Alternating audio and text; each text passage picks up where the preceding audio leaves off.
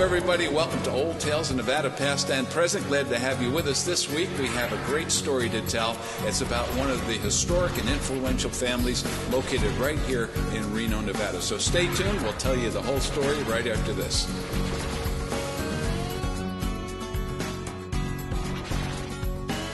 Hi, I'm Hugh Roy Marshall from the Marshall Mint, Virginia City and Reno, Nevada. Come to introduce you to the Let 'em Run Wild Horse Mustang series, which depicts the Wild Mustangs herd running free, mare and its foal, the Wild Mustangs fighting for love. These ingots are a limited edition double-struck product on 1 troy ounce 3-pine silver and are only available at the Marshall Mint, Virginia City or Reno, Nevada. Get your piece of history today. All of us at Shoeman's Custom Cycle are ready to get you and your Harley ready for the road. From oil and tire changes to high-performance engine upgrades and dyno tuning, we at Shoeman's have got you covered with experienced factory-certified mechanics and a full-service machine shop loaded with parts and accessories.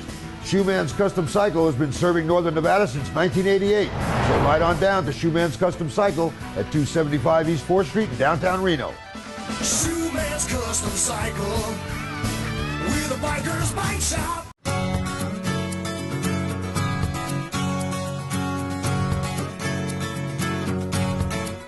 Welcome, everybody, to Old Tales of Nevada, Past and Present. I'm John O'Brien, the host of the show, and my sidekick always with us at the show.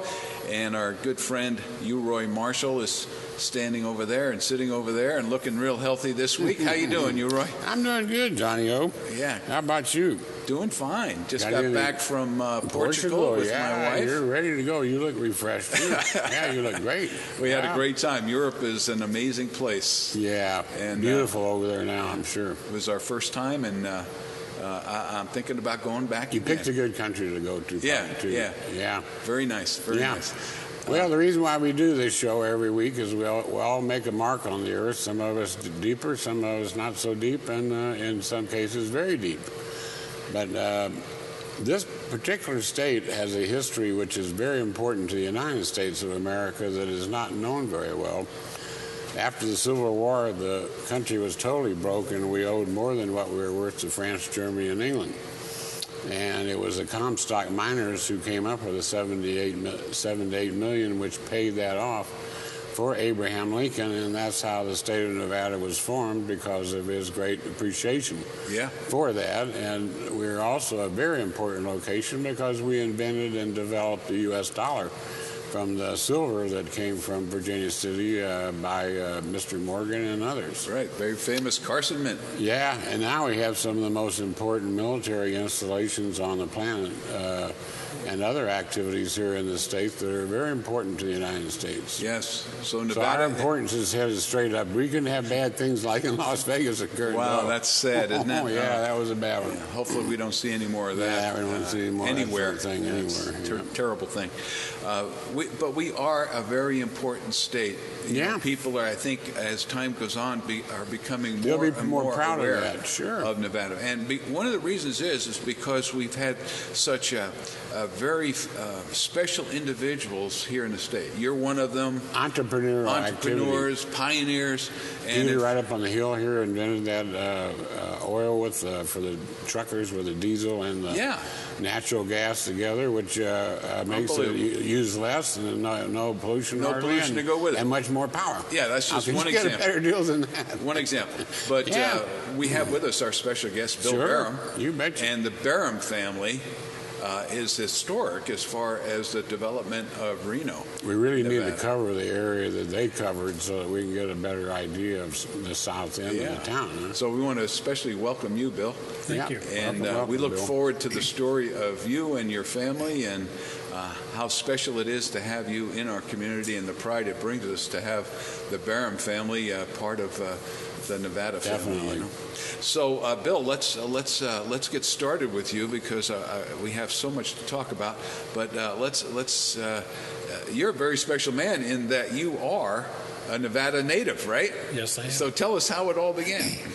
Well, you know, looking at our history and our great state, it was built on immigrants. Our whole country was, but particularly Nevada. And my grandfather was an immigrant from Denmark, arriving here in 1887. And he was very entrepreneurial, willing to work hard, and got into a lot of enterprises that we can talk about, all the way from being instrumental in the development of the original Moana Springs, the swimming pool that was just torn down last couple of years. Right. It was actually the third swimming pool on that site. Oh, third swimming It's not the second, not the first. It was the third. Oh, I didn't know that. Wow. And then as I grew up through the 40s and 50s here, we brought the Reno Silver Sox to Reno. Oh, you did? My father converted some old rodeo grounds into a baseball field in 1946 to bring professional baseball back to Reno. And my grandfather had a trolley car line to feed Moana Springs. Yeah, where did that start from? Yeah. Well, let's back up to the trolley cars. There were several attempts, about 15 years worth of failures in the late 1800s to start trolley car lines. But it wasn't until Sierra Pacific was going to move their main station from Wadsworth into this area, which became Sparks. Sparks, right. Mm-hmm. And that was the impetus to really get serious about streetcar lines. Right. And there were a couple of, there were 3 or 4 of them. They competed that ran from Reno to Sparks, around Reno. But when Moana came into being in 1905, being built and constructed over a couple of years to develop into the place that it was, my grandfather built a trolley car line from California Avenue that ran down Plumas and made the corner on Moana and turned around at Moana and came back. The sole purpose of the interurban line was to provide transportation to and from Moana. Yeah, Bill, so that's a nice... I'm curious to know what was part of the reason for doing it economic, because they only had old cars in those days, with Model Ts and Model A's, or no cars hardly at all. In 05, they were still horse and buggy primarily. Oh, horse and buggy. And automobiles were just coming in. And it wasn't until the 20s that a bus line actually took over and put them out of business, so to speak, because it was more economical. And was it economic, though, because of the electrical that the people did it instead of trying to do something else? Or did that not enter into it? It was just a good straight shot at it. I have to go back and ask my grandfather specifically why, but I would imagine that because it was the thing going on, 1900s. Yeah. Everybody was doing trolley car lines. And they generate the power downtown or off by the railroad track somewhere? As far back as I could track it, there's a pole on top and it goes up to a power line. Where it comes from. Where they generate it from. No question. Well, that's a kind of a quick thumbnail sketch of everything that your family did. I want to get into a little bit more detail here, though, so that we can follow the timeline a little bit. So you were born in Hawthorne, right? And your dad was, I heard, one of the original tow truck drivers in town, right? He had the only tow truck in Mineral County. Yeah, there you go. So he was probably a pretty busy guy. So then, how long did you stay in Hawthorne before you came to Reno? 2 years. Just 2 years. So the family comes to Reno, and he was a sheep herder? Is that what I understand? That family move in 1941 was my father coming back to town. Oh, I see. Because we'll go back in the timeline to 1905. Okay. When Moana was being constructed. There were 3 gentlemen, Charles Short, Al North, and John Evans were the brainchildren of this big resort idea. And that was your family's property, Bill? It was next to it. It was right next to it. Okay. And my grandfather bought into the consortium because they needed money to keep going and keep building. And after about 4 or 5 years of infighting and squabbling among the big 3, my grandfather ended up buying them out. So in 1913, my grandfather became the sole proprietor of Moana Springs. So, but before the Moana Springs acquisition, you had a ranch right next to it, which included where we're sitting today, right?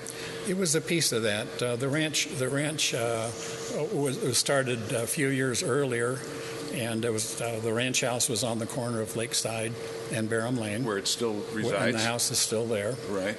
and the main part of the ranch ran westward and included the golf course. Where Washoe Golf Course is today was part. So is that where you ran the sheep? I guess I'm trying to get back to, you moved from Hawthorne, you came to Reno, and did your dad just buy this ranch? At that time, my father took over Moana Springs that my grandfather had been running. Oh, I see. Okay. My grandfather ran it from 1913 right up until 39 when he passed away. I see. Okay. And then my father came back to town and took over. Okay, back to town from where? Hawthorne. Oh, he came back to but town. he was born and raised here. He was born in that house on the corner of Lakeside and Oh, Barron. I see. Okay, now I'm getting it. And right. he was raised in the original swimming pool that was built out of wood at the time in 1905. 1905. Which burned down in 1926. Why did they pick Moana Springs? Why that area? What was so special about it? Because at that time, that would have been a long ways from town. Well, part of it was land acquisition. Okay. The three gentlemen purchased the property from the Haynes Ranch at that time, and it was a good location to drill for the hot water. Okay, so everybody knew there was hot water underground and in the valley here. They were sure hoping there was. Yeah. And of course, as it proved out, we are sitting right on top of a subterranean strata that is just loaded with hot water down there. Oh, yeah. So how deep do you have to go to get hot water here? You know, there have been some different estimates. Yeah. I remember in my research, supposedly they were going to drill 500 feet. Okay. They didn't need to go that far. In fact, that well that they originally drilled, my father showed it to me, and he said this is about 120 feet. Oh, okay. Okay. The other wells that we had, because pretty soon that water ran out, and rather than dig deeper wells, my father put in some wells up off from Lakeside Drive. Okay. And a little bit south of us, and right behind about where the synagogue is located now. Oh, okay. And there were 3 wells there, and those wells fed Moana Springs. All right. So you had to have hot water because the water comes out of the ground. It's pretty darn hot, right? So you had to cool it somehow. That's what you have to do with most hot springs. So where did the fresh water do? You were able to drill wells to get that colder water too, I suppose, right? Actually, the line that came down, we tapped off from that line that came down to Moana and ran it into a cooling tank. It was a large outdoor swimming pool. Okay. It was all fenced in because it was strictly a cooling tank because it came in at over 120 degrees. All right. And so we would fill that and let it sit for a week. And then every Sunday night we drain the Moana pool, drain it, clean it, hose it out, and refill it with the water from the cooling tank. All right, let's take a break here, and we'll come back because it wasn't just a pool. There was a lot of other things that took place there at Moana Springs, and we want to explore that too. So we'll be back right after these messages on Old Tales of Nevada, past and present.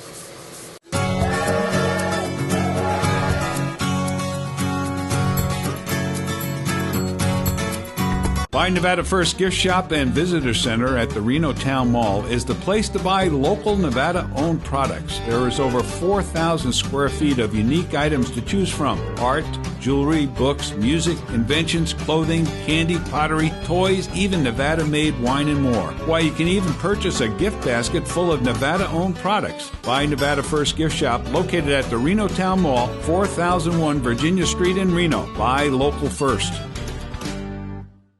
Hi, I'm Paula. And I'm Dan. We're the producers of the Tanner's Marketplace Antiques and Craft Shows at the Livestock Event Center on Wells Avenue. I'd also like to tell you about our everyday location. We're at Somewhere in Time on South Virginia Street. We're Antique Antiques, booth number 46. You'll find paintings by Nevada artists, collectible glass, vintage jewelry, Native American jewelry and baskets, antiques and unusual to unique items. Find it all at Antique Antiques inside Somewhere in Time at 1313 South Virginia Street. Come see us. Somewhere in Time is the place to find what will be treasured for all time. A store full of the unexpected, with a large selection of beer and sports memorabilia, vintage toys, casino and brothel memorabilia, vent and glassware, Disney collectibles, historic comic books, jewelry, a great selection of vintage neon, new and enlarged collections throughout the store. Have fun with the whole family. Check out all the inventory in the store. Find the unexpected that will be treasured for all time at Somewhere in Time on South Virginia in Reno. Hello, and welcome to Boutique Elegante. Today we're showing our fabulous collection of sweaters for fall, teaming them with fabulous denims in all colors. For a day in the city, wonderful nubby jackets, a perfect black and white tweed suit, and day into evening in a three-piece black opera suit. For an evening out, dinner, or the opera, more exquisite fashions for that very special occasion. All of this and so much more at Boutique Elegante.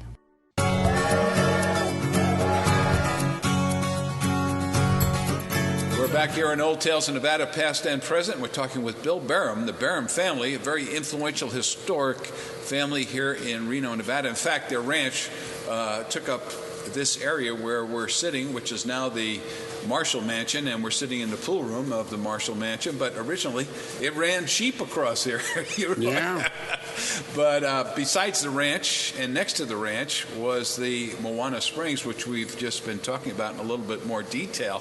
And the pool was put in place, and you added to the amenities as years went on, right, Bill? The family did? Yeah. My grandfather and the corporation that started the resort out there, they built a building that I hadn't heard about it till I started doing research on it. There was like a 30, 40, 50-room hotel on the site. Isn't that so?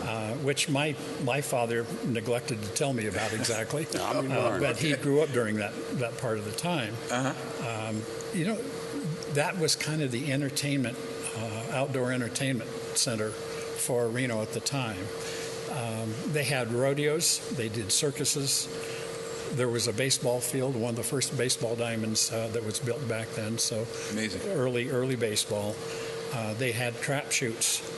And with the airport later on, with the airport located just over on Plumas, which is another story. Yeah, we'll get to that too. They had air shows. The planes would take off from the airport and come over and do air shows there. Isn't that something? And then the original owners back in the early 1900s excavated a large, shallow lake just to the north of the swimming pool, and to provide for summer picnicking and boating. Okay. And then during the winter, what a history! When it would freeze, they would cut the ice. Oh, they would cut the ice harvesting. My father in the winter would go out with I got a picture of them with a mule. Yeah. And pulling a cutter, and they would cut the ice and move it into an ice house, which was located just south of Moana Lane in what was called the barn, the dance hall, or the Grange Hall is called many things. Yeah. And so they utilized that, and then during the summer they'd cut down a lot of trees and do firewood. Yeah. It was full of trees over there in those days, right? Were those cottonwoods or what? Mostly. But unfortunately, they're all gone. They're all gone. There is no trees. I've seen a sequence of pictures from the early 1900s through the 20s and 30s that were interesting in that there were so many trees and willows and branches and horses and wagons. And then 15, 20 years later, you can see the swimming pool with a few trees out there.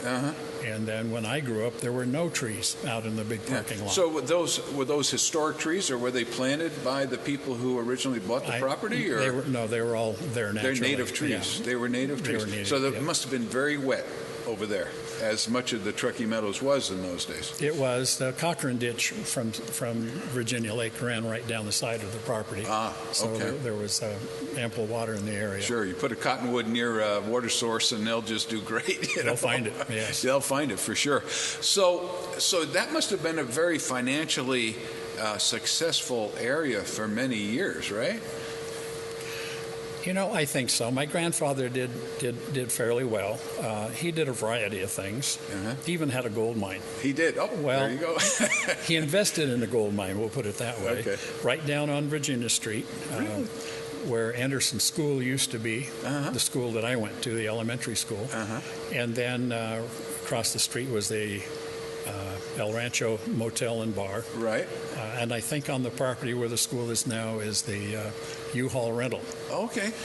On that property, before all of that ever took place, somebody came up with a gold nugget or something, and my grandfather got wind of it, and he bought the property and bought the mineral rights, and then found out that there was no more gold there. There was no more gold. You know, all these things don't always work out well. Right. Ask you, Roy, about that.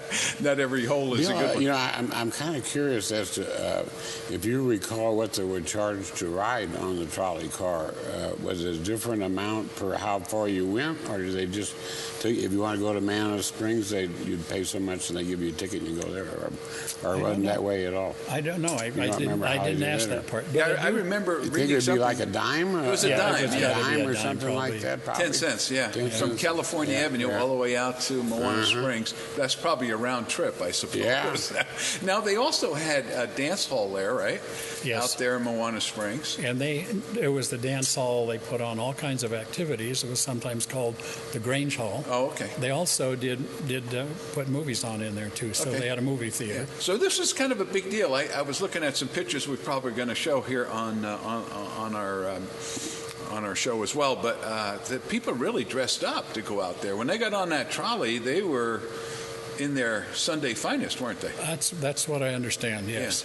Yeah. Now, was it open like 7 days a week? Was it, or was the weekends the time when people would take Well, take of course, advantage of that? the weekends were the heavy times, but Moana was open all the time, All the time. day, Okay. and So- into the evenings. So your family owned it till 1956, right? And what made you sell it off? The property was old, Uh-huh. and it was going to take a huge investment to bring things up to make it modern, and especially refurbish a swimming pool. Okay. And swimming pools are not big money makers. They're not. They're an overhead liability. Oh, okay. And you've got to have a lot of things going on for the swimming pool. As I remember growing up there, we just pretty much broke even. Oh. After we paid help and lifeguards and paid all the overhead, there wasn't much left over.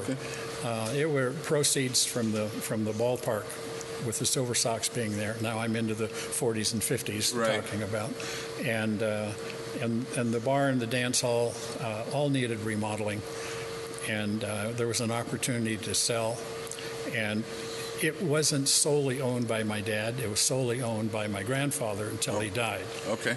So my father, being the oldest boy at the time, was in charge of running the property. Okay. And a lot of the family members said, "Why don't we sell Okay. and get our money How out big of a family was it? There were 5 kids. 5 kids, okay. 2 boys and three girls. Okay. One of the boys was my Uncle Ted, and my dad's younger brother, who the two of them used to run the trolley car. Okay. And Ted went on to become chief of police here in the city of Reno really? back in the 60s. Wow. Very fine. Bill, was the trolley really extensively used downtown for people to go back and forth? Was there casinos downtown? Or? Yes, and yes, was the interurban line used? Yes, it was very busy. So people didn't want to ride on a horse or go on a buggy when a trolley's there. necessarily. Now with For a trolley, dime. Especially when you're in your Sunday Oh, finest. yeah, you want to get all dirty. How are you going to get on a horse anyhow? And even the horse and buggies when the things first got started, and the automobiles that were there were pretty dusty too, because the roads were all dusty. Oh, For yeah. sure.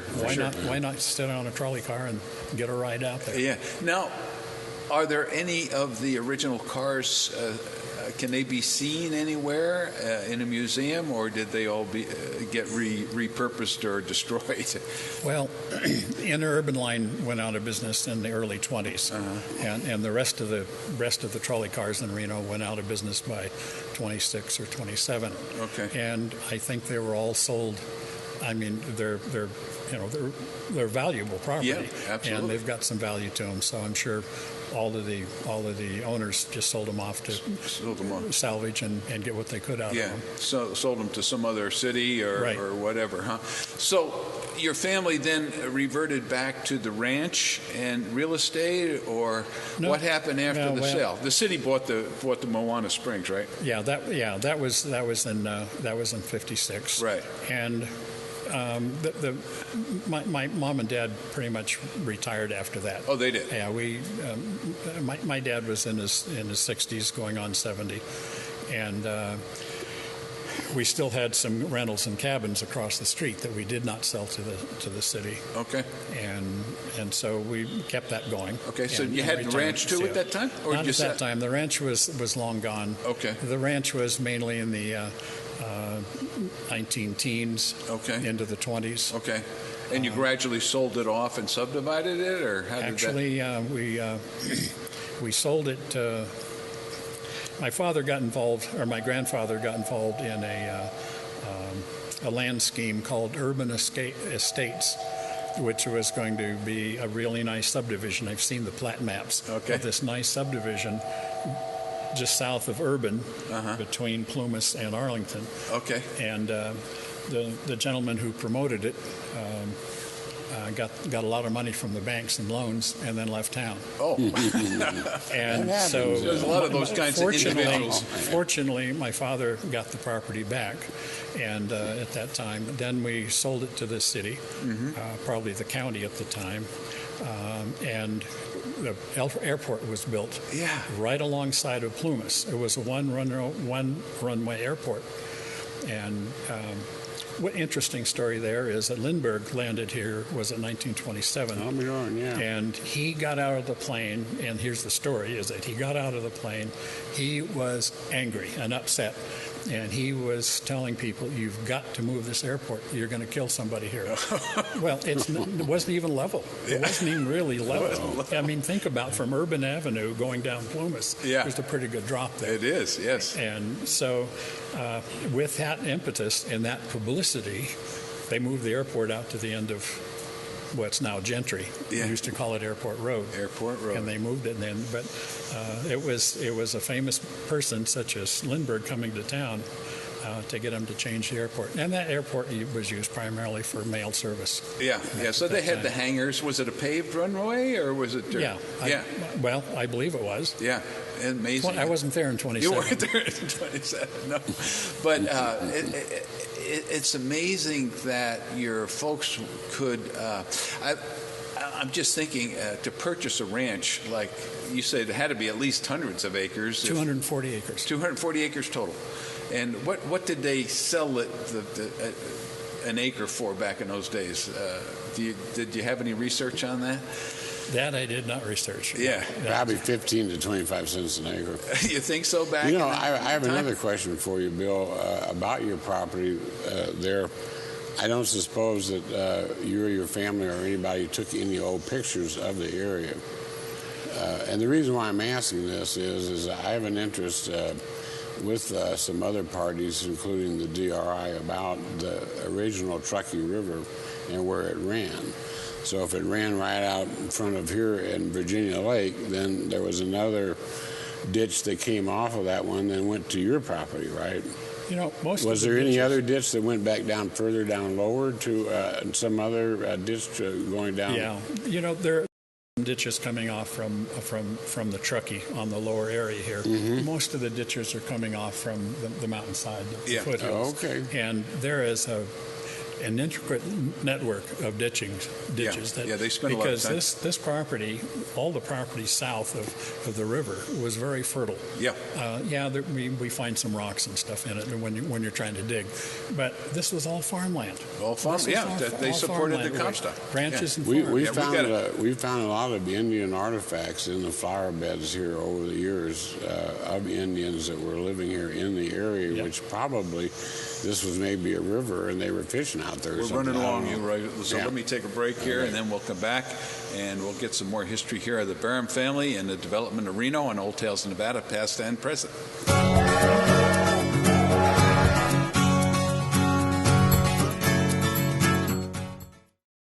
The beautiful fall colors are being duplicated in the fall collection of fashions at Boutique Elegante. Sweaters are either in the crayon colors for fall or soft muted shades in bark and beige. For our cold winter days, jackets and vests are the perfect answer. Faux fur and faux leather are the strong fabrics for this season. Team them with maxi skirts for a beautiful seasonal look. All of this and so much more at Boutique Elegante. Hi, I'm Chris from Past Time at Somewhere in Time. Are you looking for that one-of-a-kind gift that you can't find in the big department store? I have something for all occasions. Got stuff? Need to know whether or not it has value or how to sell it? We can help with that too. Come and see me Tuesday or Wednesday at Pastime in Somewhere in Time at 1313 South Virginia Street in Reno. Just ask for Chris. All of us at Shoeman's Custom Cycle are ready to get you and your Harley ready for the road.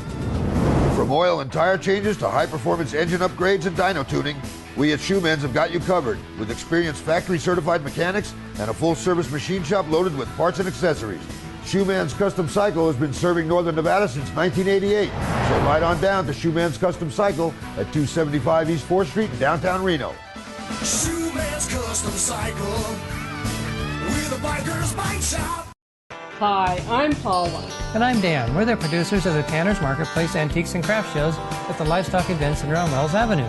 I'd also like to tell you about our everyday location. We're at Somewhere in Time on South Virginia Street. We're Antique Antiques, booth number 46.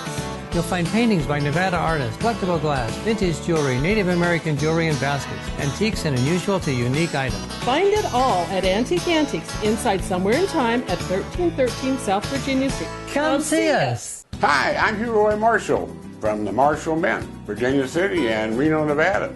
Come to introduce you to the Let 'em Run Wild Horse Mustang Series.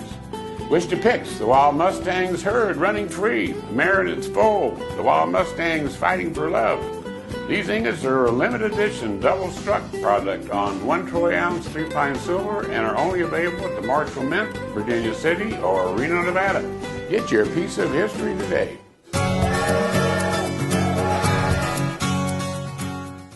We're back here in Old Tales of Nevada, past and present, and our special guest this week is Bill BERRUM, and of course you, Roy, and myself along with him, and we're here to talk about the history of and development of Reno, Nevada, and the BERRUM family had a big part in it right here in the central part of Reno with Moana Springs, the 240 acres. That's 240 acres, a lot of acres. Actually, in those days, yeah. That's a lot of land, and the airport up here, and when did they turn that into a golf course? How long did the airport last? Well, the golf course was built alongside it.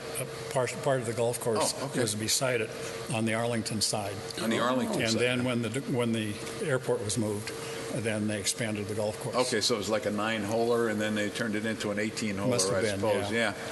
I've spent many a day out on the golf course trying to hit those little greens they have out there, So what happened now with the family after you sold Moana Springs? You sold off the land here, the ranch, to the city.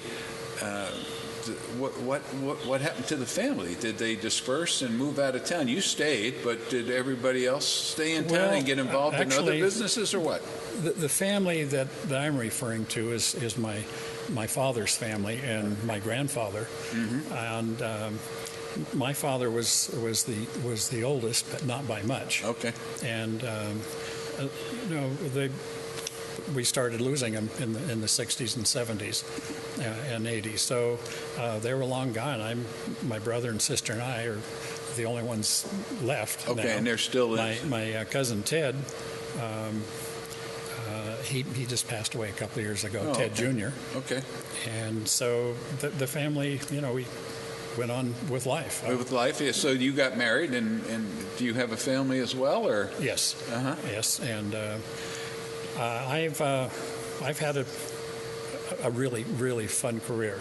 I've had some jobs that they're actually paying me to do this. Oh, really? I was the physical director at the YMCA here in Reno for 4 or 5 years. And I couldn't wait to get to work in the morning. I just loved it. Yeah. It was a great job. I was the general manager of the Sun Valley Water District for 8 years. I spent a couple of years in Saudi Arabia coaching the national aquatic swimming team. You were always around water and pools, weren't you? Yeah, I was. I spent 8 years working for Sheriff Swinney as his finance officer. Oh, neat. And from there, I was fortunate enough to get elected Washoe County Treasurer. Yeah, how long were you? Which I retired 15 years, and I retired 7 years ago. Okay, now is that an elective office? Yes, the yes, treasurer it was, is. Yeah. Now that must have been an interesting job, because you certainly have your ebbs and flows as far as revenue goes, as far as the city is concerned, right, or the county? Yeah, the Washoe County Treasurer treasurer is the tax collector for Reno Sparks, the county, and the school district. And so the job of the treasurer is to is to bill and collect the taxes, and then disperse them. That's the primary job, and have money available for the county. Right. I was on the county payroll, but the treasurer is the ex officio tax collector for Reno and Sparks. Oh, I see. For property taxes. Okay. So what kind of money did you have at your disposal? If all the taxes are collected, this is back what years now? Yeah, 90s? up to 7 years, 90s and early 2000s. Yeah, so were you talking how many millions of dollars in a year that a city would collect through taxes? Do you recall? Yeah, we're getting into the hundreds and hundreds of millions of dollars. When you're looking at the budgets for Reno, Sparks, and Washoe County and the school district, it's large. Large, yeah. You say at my disposal. I had a little budget for my department, and that was the only money at my disposal.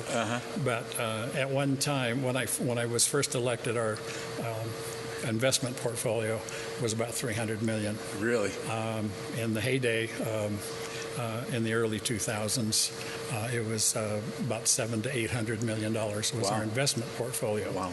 But that investment were funds that belong to different entities that we safe kept, such as the capital improvements pieces that we're holding for some of the entities. That was a part of the portfolio. Yeah. It wasn't at my disposal. It was at the disposal of the governments. Yeah. Your work, I guess, as treasurer was to take the money that came in to the coffers and then try to increase those amounts somehow, some way, right through different investments, safe investments, try to make that pool of money grow, and then give that to the city or the city council to determine how to use it, right? Well, yeah, primarily. My employer was Washoe County. Oh, okay. And so the monies that would come in that were owed to Reno and Sparks in the school district, as I collected it, I would apportion it out to them. I see. And they do what they want with their operating funds. Right. Just some of the money that I had were from bond proceeds that had to be held to take care of the bonds. Bond. So how did you find? I know your family was more of an entrepreneurial type of environment there as you were growing up, and your dad and everything. So here you go to work for the government. Was that a hard transition for you to make, to go from a very entrepreneurial environment to working for a government where you're kind of under the gun and subject to a lot of different decisions? Well, I have to be honest. I tried a couple of things being a small entrepreneur. I was not good at it. My grandfather was good at it. Yeah. When I got into government work, I'd like to make things happen, and it was fun. YMCA. I mean, turn me loose, let me create recreational programs, whether it's in the gym or the pool or on playgrounds. I just loved it. Yeah. So I said they actually paid me to do that, and it was fun. Yeah.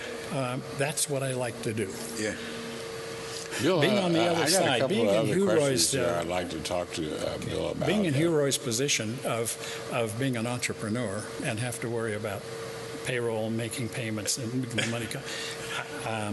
That didn't work for me. Yeah. I could do it for the government, but it didn't work for me. Yeah, you have to be a risk taker. You know, I've been curious about, and I've had most of the mayors for the past number of years and the governor over here for lunch and talked to them about the state business and about Washoe County. And I have a couple of questions for you. The role that you played during your time in office for Washoe County, did it seem like that the county people were getting along good with the city people? Or was there a friction there at that time, or seemed to be? It depends on the issues. It was really issue-oriented. The staff from all the entities got along pretty well. It was the politics, and when you're relating to growth and finances, people have different opinions about who's subsidizing who, and who's going to benefit most from new construction, new building expansion, and growth, and that's where the infighting came, and that happens. Everybody wants everywhere their own way in and every get their own community. deal. Another question I'm very interested in is how did Washoe County get so big in the area here? Was there a big Indian reservation or something that was taken over named Washoe Tribe, or because this county runs all the way up to the Oregon border? You got a lot of schools and stuff you got to take care of with whatever money you get. But it's a big county. It goes back to way before my grandfather came over. Mm-hmm. And when you become a state, then you're going to divide up into smaller counties. And somebody back in the 1880s drew up some county lines. And I don't know how much they moved over the decades and over a century, but it's a large area, but there was nothing here. There wasn't anything here, Reno. yeah. Well, the Washoe tribe was it. They're a local tribe, aren't they? Or do they have an Indian reservation? Yeah, they do right here in the middle of town. That's what I was thinking. They're an urban reservation. They were originally here before then white men came. Yeah, the Paiutes were here. They were all around the area. They've always been here. Yeah, Remember we know this that. lady we had on? Oh, yeah. Oh, my goodness. So I guess the big thing that you had to deal with there was anti-growth and growth. Even when I came to town back in '86, there were some really loud voices saying we don't want Reno to get any bigger. And I think Moana was kind of the edge of town, or Peckham was kind of the edge of town when I came to town, and then it just went crazy after that. So the growth side of the politics went out. Well, when I grew up in the 40s and early 50s, Moana Springs wasn't even in the city limits. Right. The city limits were further back into town. Right. And pretty soon they moved out to Airport Road, and then they just kept going on. That's just natural growth. There had to have been some pretty good-sized rivers headed out that way off of this Virginia Lake, and this was a gravel pit out here from which they built the subdivisions here in the area. But before that, it had to have run out right out there where his ranch was, and maybe through there, all the way. Or it split around there or something. Yeah, they ran them off the hills, all different places. Yeah, but that's what allowed the area to develop. With you had to ranches without any water, the guys up in the Comstock would have been pretty hungry. Yeah, for sure. I didn't realize they did ice harvesting out there on that pond. We had some other ice harvesters on the show. Well, listen, we got to take a break here because we had to shorten it up a little bit. So let's take a break, and then I want to find out what you're up to nowadays. I know you're involved with an organization called the God Club, and that's kind of on the same mission that we take here at Old Tales Nevada. So we want to hear about that. So stay tuned. Back with Old Tales Nevada right after this.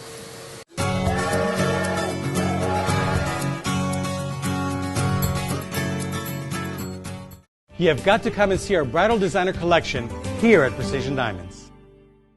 We bought our building, lower the overhead. That means everyday low prices to you. Hi, I'm Hugh Roy Marshall from the Marshall Mint, Virginia City and Reno, Nevada. Come to introduce you to the Let 'em Run Wild Horse Mustang series. Which depicts the wild Mustangs herd running free, the mare and its foal, the wild Mustangs fighting for love. These ingots are a limited edition double-struck product on 1 troy ounce 3-pine silver and are only available at the Marshall Mint, Virginia City, or Reno, Nevada.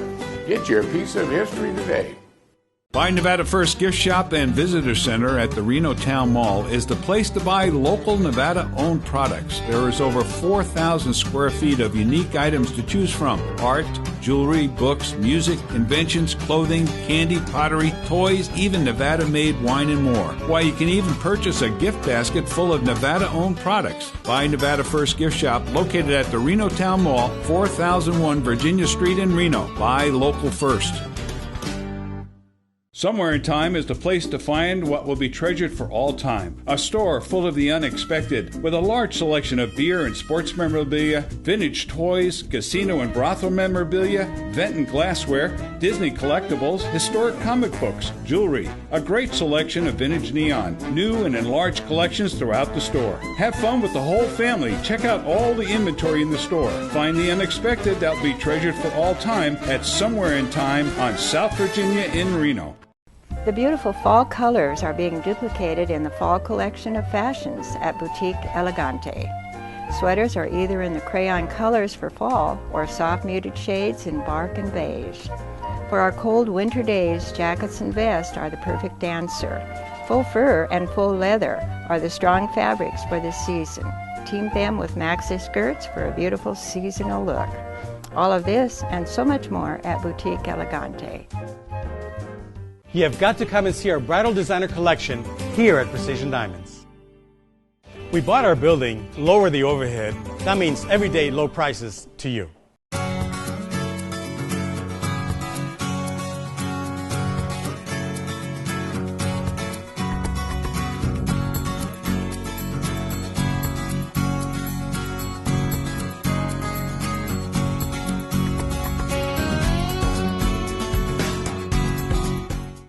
We're back here for our last segment of Old Tales of Nevada, past and present, and we have our special guest, Bill BERRUM, who's part of the BERRUM family, which was one of the pioneer families right here in Reno, Nevada, owners of the original Moana Springs, and was part of the area you see up there where the Washoe Golf Course is located, and has done some great things here in Reno, even being the state treasurer. What was or county treasurer? What was the population of the county when you were treasurer? Well, probably close to 300,000. And that, what years was that again? Well, 95 to 2010. 2010, and it's grown from that to what? Just about 500,000 now. Just happened to have looked it up about 2 days ago, and it's about 490,000. 490,000, and it's growing fast. Yes, it's growing fast. Yeah. So, Bill, what do you think as you peruse the Truckee Meadows now, and you've been here for so many years? How many years have you lived in the Truckee Meadows? Approximately 50 years now.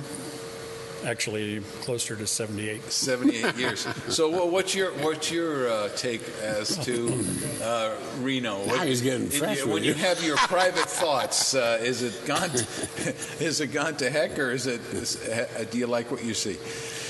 You know, a community is like our economy. You've got to continue to grow, or you're going to fall back. Right. Get him to tell us about the God Club before you want. Yeah, we will. We will. And so my take is we've got to have growth. We've got to have planned growth, and we should have growth that is going to fit our resources. Yeah.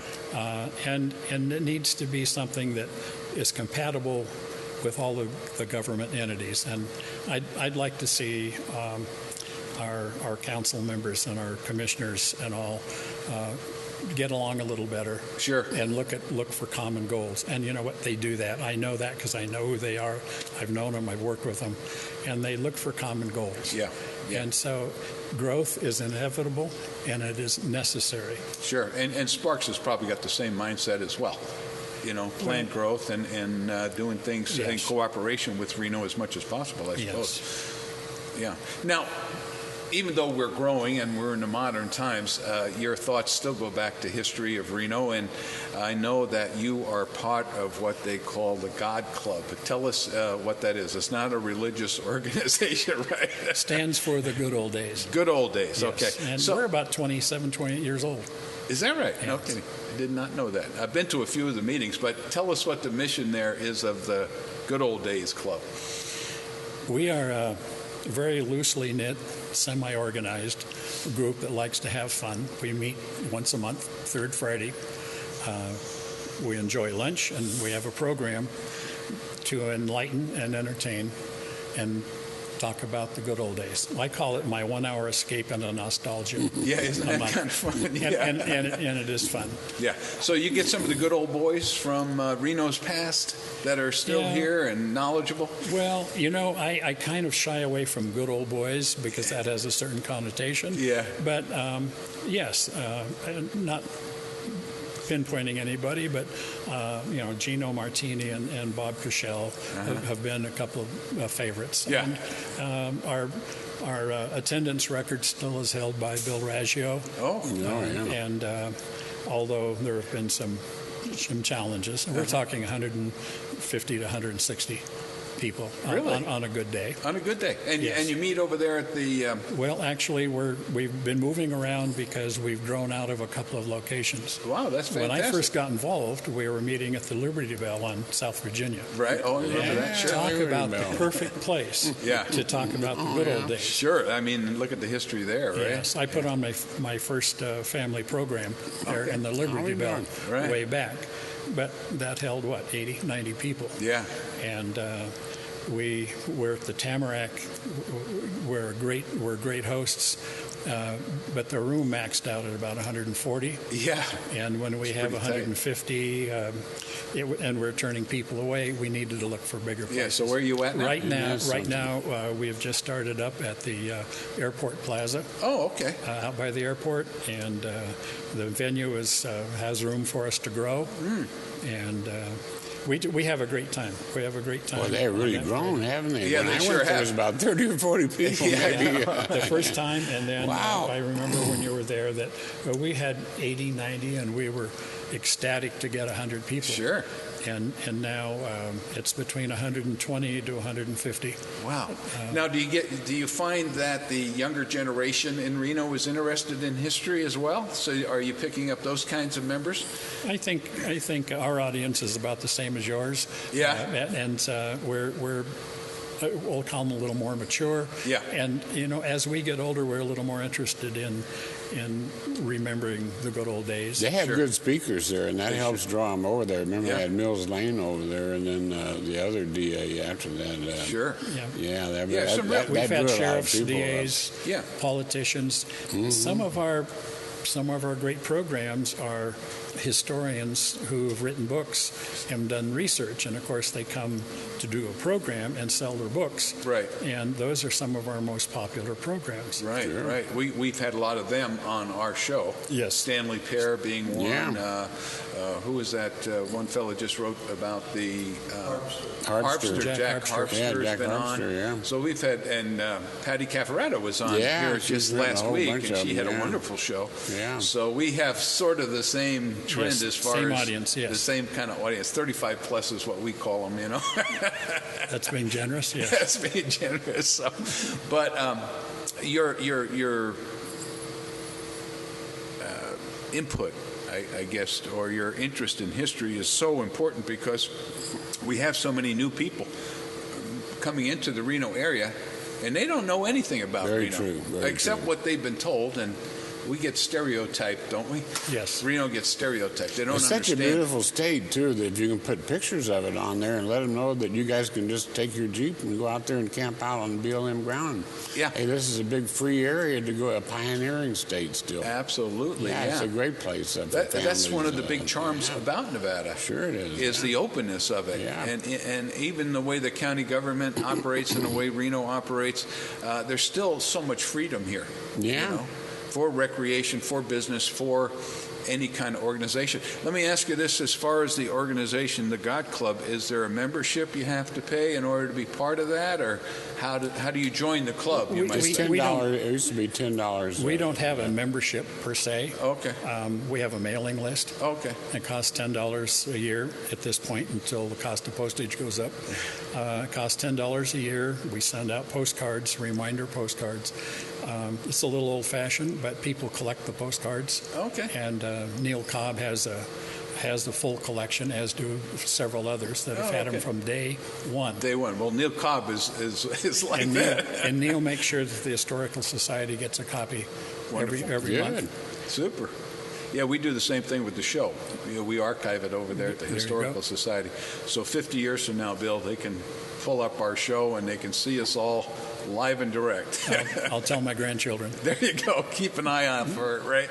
But we've had some great guests on the show. This is about our 271st show or something like that. It gets so many that we lose track of how many, right, Roy? Yeah. Well, the area is a very interesting area for many reasons, and particularly geologically, since we made the largest platinum discovery in the United States probably that will ever be made at the Comstock, which will be on the TV and all over the newspapers within the next couple of weeks. Yeah, that's a scientific and historical discovery that's going to open up the eyes of a lot of people around the world. Unusual material. Very unusual material. Yeah. That's probably very interesting. And just like many other discoveries, here you are up on the Comstock and kicking rocks around, and you discovered that up there. Yeah, I had no idea there was any platinum at all. I threw a couple of rocks in a bucket and sent it to the assay, and came back at 2 and 4 ounces of platinum per ton.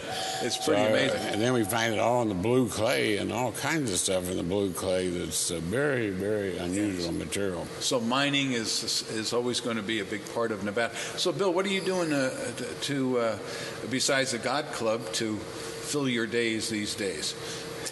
Grandchildren are a priority. Okay. Playing golf is probably number 3. You know, it's interesting. When I retired 7.5 years ago, my wife and I were at dinner, and I made a list of the things I wanted to do. Bucket list. At the top of the list was to get in and play some golf. All right. And I've golfed once since I retired. Well, you've had some knee problems and things like that. Yeah, well, that might can use that as an excuse, but it's a matter of time availability. Yeah. I'm involved in a number of things, but I'm involved in my service club, the Reno Downtown Kiwanis Club. Oh, okay. And with God Club, I probably put in about 100 hours a month. Really? In the administration of that. Wow. And it's fun. That's a it's very a labor of love. worthy club, Between that and grandchildren and Kiwanis, and I'm a season ticket holder for Nevada and University and the Reno Aces. Yeah. Are we ever going to win a football game, do you think? Well, it remains to be seen. Yes. Remains to be seen. We've had some good coaches before. Well, we have in the past. I'm a little leery about these ones guys haven't been too good lately. Not to be too opinionated about it, but it'd be. I see Boise get their great coaches and winning seasons, and we have our difficulties here trying to find the right coach for Coaches the right team. are very important. Yeah, absolutely. Yeah. So anyway, it's just great to have people like him around, right? You're right. Yeah, because they can go around, and we'll get the information and see kind of how it was over there, and then that will satisfy me about the area because I'm interested in the land and what's underneath it. That's right. That's right. So anyway, Bill, we appreciate all the efforts that you have put forth to maintain the history of your family and let us know what happened back in the old days here in Reno. That would have been a great social thing to take your date, probably. Absolutely. Out there on the trolley, go over there and have a little picnic. But I always say, the more we know about the history of Reno, the better we're going to take care of our own situation and our fellow man, and it just develops pride in living in Reno and in Nevada. So, listen, appreciate you letting us be here, you, Roy, as we do the show here every week. And Bill, thank you for again. Coming and gave us another picture of the same area that we've been talking about, but we're getting more knowledgeable on it as time goes by. And we want to thank, for all of us, we want to thank you, the audience, for being with us this week. Invite you back for another episode next week. And for John, for me, I should say, and for you, Roy and Bill, we want to wish you a great Nevada day. And we'll see you next week on Old Tales of Nevada, past and present. Most definitely. Good show.